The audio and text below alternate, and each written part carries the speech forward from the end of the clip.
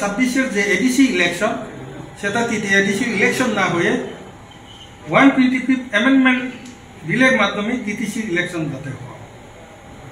2 এরপরেও যদি এটা যদি না হয়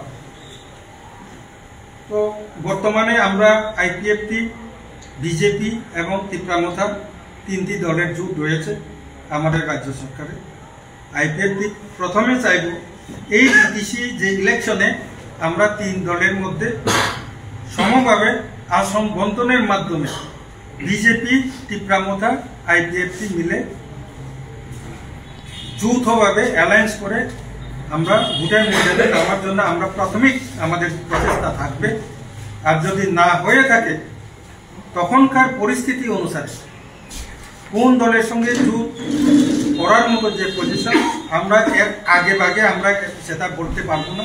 আমাদের ইচ্ছা আমরা জানিয়েছি যে আমরা 2026-এর ইলেকশনটা এই নর্মাল তৃতীয় এডিসির ইলেকশন না হয়ে তৃতীয় ইলেকশন হোক 125তম সংবিধান সংশোধনের মাধ্যমে। আর এটা ত্রিপুরা, বিজেপি, আইপিএফটির অ্যালায়েন্সের মধ্যে সরকারটা ইলেকশনটা কন্টেস্ট যাতে হোক, এটা আমাদের আইপিএফটি চাই, আমাদের ইচ্ছা। তার